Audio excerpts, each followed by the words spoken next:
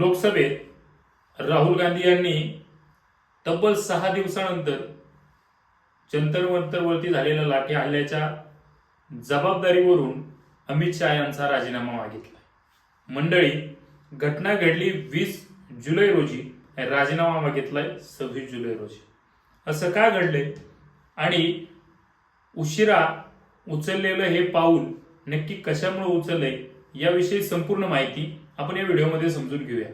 खरं तर नरेंद्र मोदी यांनी पेपर लीकच्या मुद्द्यावरून धर्मेंद्र प्रधान यांचा राजीनामा घेण्यास पहिल्यांदाच उशीर लावला होता आणि या सर्वाचं फलित म्हणून त्या ठिकाणी सीजेपीचा कमी असणारा फॅन बेस, कमी असलेली चर्चा ही देशभरांत मध्ये पोहोचवण्यास या ठिकाणी मदतच झाली असं म्हणायला हरकत नाही।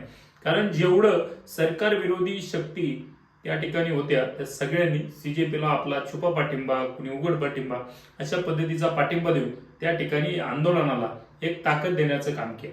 मग यानंतर एक आंदोलन किती मोठ्या प्रमाणावरती उभं केलं जाऊ शकतं आणि कॉक्रोच म्हणून हिरवल्या जाणाऱ्या माणसांना या ठिकाणी या देशाची संसद सुद्धा झुकवण्याची ताकद त्या ठिकाणी निर्माण करण्यापर्यंत मजल त्यांची गेली कशी हे सगळं या ठिकाणी समजून घेणं आणि याच्या फॅक्ट तपासणं महत्वाचं आहे। विरोधी पक्ष म्हणून आपण या सर्व गोष्टीचा मागोवा आणि लोकांच्या मनामध्ये नक्की काय आहे या सर्व समजून घेऊया। मी हरिप्रसाद आणि तुम्ही पाहत आहात विरोधी पक्ष। मंडळी, खरं तर 36 दिवस उलटलेत नीटची पेपर लीक झाल्यानंतर या ठिकाणी सीजेपी आणि सोनम वांगचुक यांच्या नेतृत्वामध्ये जंतर मंतर दिल्ली येथे या ठिकाणी पेपर लीकच्या विरोधामध्ये जबाबदारीच्या तत्वामध्ये सरकारनं शिक्षण मंत्र्यांचा राजीनामा घेतला पाहिजे अशी मागणी आणि दोषींवरती कठोर कारवाई झाली पाहिजे, फास्ट ट्रॅक कोर्ट असेल अशा अनेक मागण्या त्या ठिकाणी स्टुडंटच्या माध्यमातून केल्या गेल्या आणि जंतर मंतरमध्ये सुरू झालं देशव्यापी आंदोलन। या ठिकाणी हे आंदोलन फक्त आंदोलनच होतं आणि एक चळवळ देखील पुढे बनत गेले। याचं कारण म्हणजे सरकारनं केलेलं याच्याकडे दुर्लक्ष। मित्रांनो, जेव्हा सोनम वांगचुक यांच्या उपोषणाला 13-14 दिवस उलटले तेव्हा कुठेतरी सोशल मीडियामध्ये एक चळवळ उभी राहिली आणि या गोदी मीडिया आहे, ही मीडिया भरकटलेली आहे आणि सरकार विरुद्ध आवाज दाबण्याचा प्रयत्न केले जाते असा अजेंडा सेट करून त्या ठिकाणी सोशल मीडियावरती मोठ्या प्रमाणामध्ये पोस्ट व्हायरल झाल्या आणि तिथूनच खरं तर या आंदोलनाचा वणवा देशभर पसरला। गेल्या काळामध्ये आपण पाहिले की मीडिया ही किती पद्धतीने पारदर्शक काम करते याचं उदाहरण म्हणजे भारताचा वृत्तपत्र स्वातंत्र्याचा निर्देशांक, त्या ठिकाणी प्रेस फ्रीडमचा निर्देशांक जो आहे त्या यादीमध्ये 158 देशापैकी 118-120 नंबर आपल्या देशाचा लागतो। खरं तर याच अनुषंगाने प्रसार माध्यमांना आपली भूमिका त्याच लेवलनं पूर्णपणे पार पाडली।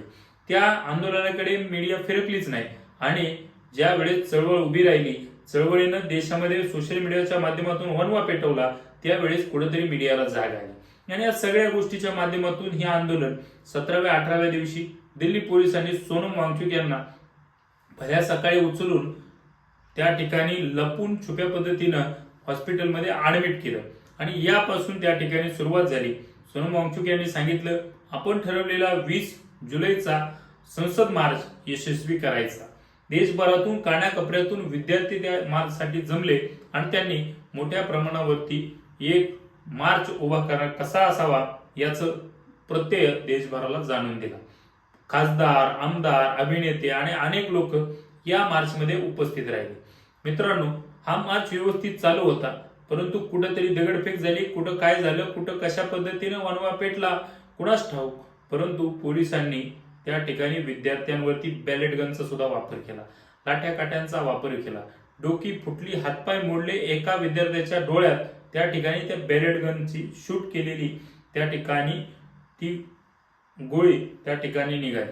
मग अशा सगळ्या गोष्टी घडत असताना त्या ठिकाणी हे आंदोलन देशभरामध्ये पेटलं गेलं। देशभरातून मोठ्या प्रमाणावरती या आंदोलनाला पाठिंबा मिळाला, तो या हल्ल्यानंतरच। पोलिसांनी मारहाण केली आणि विद्यार्थ्यांनी सुद्धा पोलिसांना मारहाण केल्याचे अनेक व्हिडिओ व्हायरल झाले।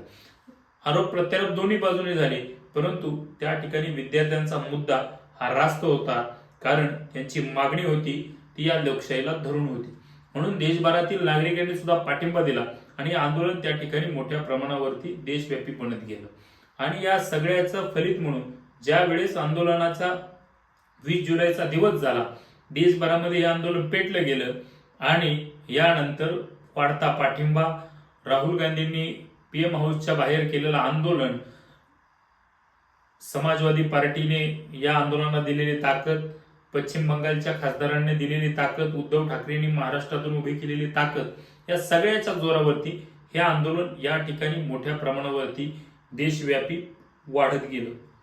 यानंतर मित्रांनो, खऱ्या अर्थानं सरकारला याचा विचार करावा लागला.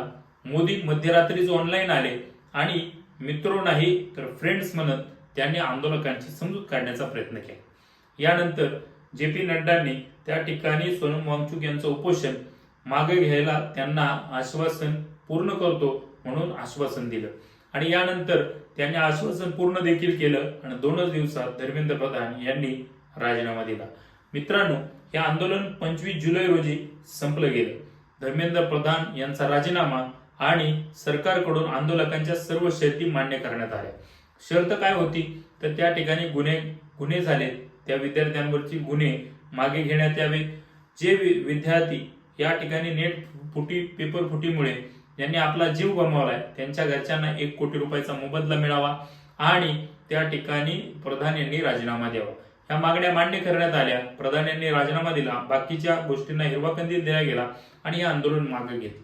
दुसऱ्याच दिवशी राहुल गांधी यांनी संसदेत अमित शहा यांनी जो जंतर मंतरवरती लाठीचार पोलिसांनी घडवला, यामागे मास्टरमाइंड कोण होतं, यामागे कोणाचा हात आहे, या सगळ्या गोष्टीवरती सरकारला धारेवर धरलं आणि नैतिक जबाबदारी म्हणून अमित शहाचा राजीनामा मागितला. मित्रांनो, राजीनामा होत नाही म्हणणारं सरकार राजीनामा घ्यायला भाग पडलं. अमित शहा यांचा राजीनामा विरोधक मागत आहेत. नक्की आपल्याला काय वाटतं?